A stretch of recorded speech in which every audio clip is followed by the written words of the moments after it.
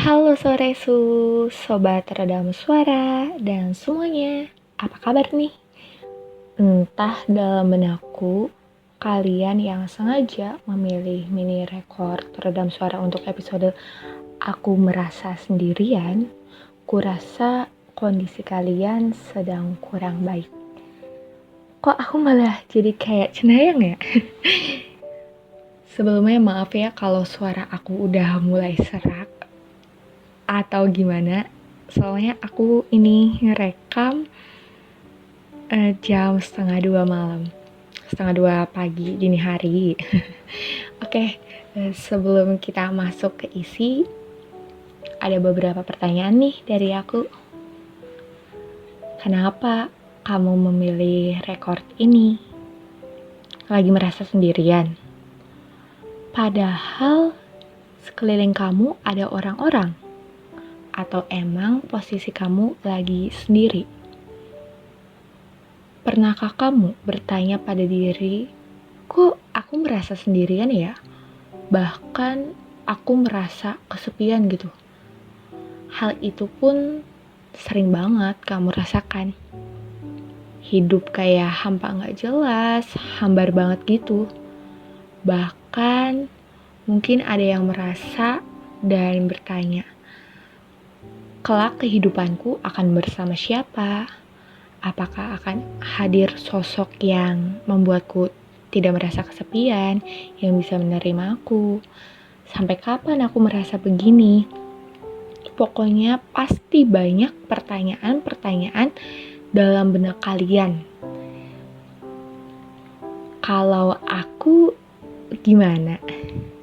Ya, aku juga pernah dan gak jarang aku merasakan sendirian. Apalagi kalau posisiku lagi jadi perantau gitu loh. Ya kan aku kan kuliahku di luar kota. Ya karena ini kan lagi COVID, makanya aku di rumah. Saat aku merantau itu aku pernah merasakan suatu hal saat aku semester 3 nih ya. Singkat cerita, semester 3 itu aku merasa kayak suatu hal yang bener-bener bikin aku down banget pada saat itu. Saat itu emang lagi ada beberapa kegiatan dan ada problem gitu. Aku pengen banget cerita sama temanku. Itu aku tuh ngebayangin pengen cerita di pantai gitu. Kayak suasananya kan kayak ya lebih nyaman gitu. Sambil ngeliat pemandangan gitu kan. Di situ tuh aku cuman mau luapin dan pengen banget ada yang dengerin. Entah nanti ada solusi atau enggak, itu aku gak peduli. Yang penting aku bisa mengungkapkan apa yang aku rasakan gitu. Dan sayangnya pada saat itu teman-teman yang kupercayai lagi memiliki kegiatannya masing-masing semua. Alhasil saat itu ya aku merasa sendirian banget. Cuma bisa cerita sama foto keluarga dan boneka yang ada di kamarku. Kenapa sih gak cerita sama keluarga? Aku cerita hanya permukaannya saja. Karena kan gini, kita lagi ada di perantau. Kalau kita menceritakan banyak gitu, terus juga kebetulan mamaku itu orang yang khawatiran. Aku khawatir nantinya ya mamaku terlalu khawatir gitu sama kondisi aku, nanti akhirnya cemas kayak gitu loh. Jadi ya udah aku cuman nyeritain permukaannya aja. Aku nyeritain permukaannya aja nih, ya mamaku khawatir gitu loh, keluarga aku gitu khawatir. And then aku menyelesaikannya semua sendiri tanpa temanku ada yang tahu tentang permasalahanku pada saat itu. Karena aku juga menampilkan senyumanku, ya selayaknya keseharianku gitu di kampus. Kok aku kayaknya ceritanya malah jadi kepanjangan ya? Maaf ya, kebiasaan aku tuh gini. Oke, kita balik lagi ya ke topik sendirian. Aku rasa perasaan sendirian itu muncul ya ketika kamu dalam posisi yang begitu pelik dan butuh pelukan. Cielah, mirip lirik lagu Firsa Besari ya. Tapi tuh saat kamu butuhin pelukan, di saat kamu pelik itu, gak ada yang hadir gitu loh. Terus kamu akhirnya diem aja. Terkadang kamu juga berpikir kalau aku cerita kayak, ya ampun aku kayak gini banget dan sebagainya kayak gitu. Nih ya teman-teman, nih ya sobat redam suara dan pokoknya semuanya, kamu boleh merasa tidak baik-baik saja. Itu loh, semua orang tuh gak selalu dalam kondisi baik, jadi wajar kalau kamu bercerita gitu. Oke, selanjutnya juga kalau menurutku kesendirian tuh terasa ketika udah lama nih kamu gak dapetin pelukan, meskipun ya kondisimu pada saat itu ya is not too bad, bahkan kamu baik-baik aja sebenarnya. Tapi orang-orang yang kayak di sekitarmu gitu, circlemu atau lainnya, itu kayak lagi sibuk sama kegiatannya masing-masing gitu. Di masa lagi kuat-kuatnya individualis lah, gitulah pokoknya. Ya bisa dibilang pihak-pihak yang kamu harapkan memberikan semangat, salam, atau ya bentuk-bentuk hangatan lagi gak hadir di sekitarmu. Mereka tuh lagi gak hadir yang kamu harapkan tuh. Jadi akhirnya kamu tuh merasakan kesendirian. Terus juga ya, untuk pihak-pihak yang kita harapkannya pun sebenarnya bisa jadi mereka itu butuhin semangat dari kita, butuhin salam ataupun hangatnya dari kita gitu. Tapi kitanya malah kehilangan juga sih. Jadi sebenarnya intinya semuanya kalau menurutku itu ya selama kita nggak cerita, ya nggak tahu. Ya dan selain itu juga gini loh, semua orang tuh punya kegiatannya masing-masing juga. Dan wajar ketika orang-orang tersebut lagi bukan mengurusi gimana ya, lagi memfokuskan diri terhadap kegiatan-kegiatannya. Jadi ya emang sih, bahkan untuk Soresu ataupun semuanya yang lagi denger rekaman ini nih, dan kalian yang berada tahap perkembangan dewasa awal, mungkin kalian sering dengar gini, bahwa dewasa itu ya mandiri. Aku pun sering dapetin pernyataan tersebut dari orang tertentu ya. Terus ada kayak pernyataan-pernyataan lain atau pertanyaan-pertanyaan lagi, loh kamu bukan anak kecil, masa mau diperhatiin terus? Kamu udah dewasa loh, harusnya ya bisa mandiri gitu. Ya ujung-ujungnya mengarahkan ke mandiri.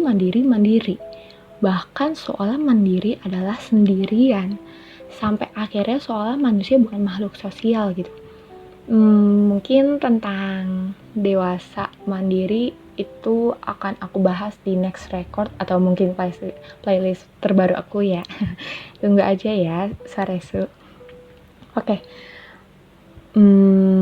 Bagiku sendirian itu, aku bukan bilang sering ya namun terkadang kita yang membentuknya sendiri gitu. Jadi sendirian itu ya dibentuk oleh kita sendiri. Loh kok bisa? Mungkin muncul ya pertanyaan demikian dari kalian. Jadi gini loh, ini berdasarkan perspektif ya yang aku rasain selama ini. Salah satunya ya seperti apa yang aku bilang sebelumnya. Contohnya salah satunya itu mengharapkan seseorang untuk ada di sekitar kita, sampai kita lupa bahwa ada orang yang di sekitar kita mau kok nerima kita, mau kok dengerin kita, sayang kok sama kita. Tapi kita malah memikirkan pihak lain aja, ya yang pada saat itu memang sedang fokus dengan kegiatannya. Ya sih, emang membuka diri untuk cerita itu nggak gampang. Ya misal nih ya, aku sendiri aja gini, misal aku sama si A udah percaya untuk cerita tentang percintaan. Terus untuk si B, aku udah biasa cerita tentang horor-horor, si C untuk cerita tentang akademi, perjuangan dan sebagainya, si D untuk teman main dan sebagainya gitu. Aku yakin kalian juga punya kayak kriterianya masing-masing gitu. Teman kalian yang ini itu enaknya untuk apa gitu, untuk diajak apa, pasti kalian tuh paham lah, aku yakin. Tapi ya emang aku kembali lagi bahwa cerita itu nggak gampang. Untuk mengatakan apa yang kita rasakan itu emang nggak gampang. Aku juga lagi ada di proses tersebut gitu. Maka dari itu, kalau menurutku hal ini memiliki kaitannya dengan kata memilih terbungkam. Ya diam, malah memendamnya. Orang lain itu akhirnya nggak tahu apa yang sedang kamu rasain. Ya orang lain nggak akan tahu sih kalau kamu yang nggak cerita. Terus kalau kamunya diem, ya makin kamu sendiri gitu. Entah kamu mau cerita ke siapa, kamu dilanda dalam kebingungan gitu loh. Itu kayak perasaan-perasaan yang sering banget muncul kalau menurut aku. So, menurutku kalian tuh perlu berani bicara itu loh. Menurutku itu yang kuat itu adalah berani bicara. Tapi ingat ya, tetap jangan terlalu mengumbar ceritamu. Berusahalah dengan orang yang tepat. Mungkin kalau emang teman-teman atau pihak-pihak yang kamu percayai itu sedang dalam kondisi sibuk gitu ya, mungkin kamu bisa tuh cerita ke psikolog gitu, menceritakan apa yang kamu rasa. Kadang banyak banget loh masalah-masalah itu kita tuh cuma butuh cerita. Bahkan solusi itu kita kadang nomor duain, yang penting kita mengungkapkan apa yang kita rasa, apalagi kalau hal itu berat bagi kita, menyedihkan dan sebagainya. Ketika kamu udah menceritakan tuh rasanya udah lebih plong gitu. Ya meskipun emang solusi itu harus ada, nanti juga kita harus dapetin lah solusi. Setiap permasalahan harus dapetin solusi, tapi itu ya kita seenggaknya ngungkapin dulu. Ketika kita udah ngungkapin, kita udah merasa plong, kayak otak juga lebih jernih untuk lebih memikirkan bagaimana solusinya gitu. Gini ya teman-teman, gini ya Soresu atau semuanya lah pokoknya yang dengerin record ini. Sebenarnya aku juga lagi berada pada proses ini ya. Sering nih apa yang aku katakan sebenarnya itu untuk memacu diriku juga, untuk memotivasi diriku juga gitu loh. Kayaknya aku udah banyak ngomong juga ya. Jadi intinya itu aku berharap Soresu ataupun semuanya itu bisa berani berbicara gitu. Dan selektif ya sama orang-orang yang tepat gitu. Meskipun misal ya emang sih kita udah terbiasa cerita sama si A, mungkin suatu saat kalian juga harus menceritakan hal ini ke pihak lain yang kalian nilai itu emang tepat ya. Oke deh, dari banyak aku ngebanyol gini ya, aku udah banyak ngoceh gitu. Semoga bisa menemani hari-hari kalian, entah kalian mendengarkannya malam, pagi, siang, ataupun sore gitu. Nah sebelumnya di penutupan ini aku mau bertanya dikit lagi nih. Nyamankah kamu mempertahankan diam? Lalu apa impact ke kamu ketika kamu itu diam? Makin sendirian? Makin gak dapet pelukan? Makin merasa seolah semesta begitu kejam dan sangat sepi? Kedepannya kamu mau gimana nih? Kita ini dalam proses bertumbuh loh. Bertumbuh itu berarti berubah. Kamu adalah manusia. Manusia itu dinamis. Maka dari itu, kamu diizinkan untuk berubah. Kamu diizinkan untuk lebih baik. Semoga dari beberapa pertanyaan ataupun pernyataan tersebut bisa menjadi pedoman kalian untuk selanjutnya dalam menjalani lika-liku hidup.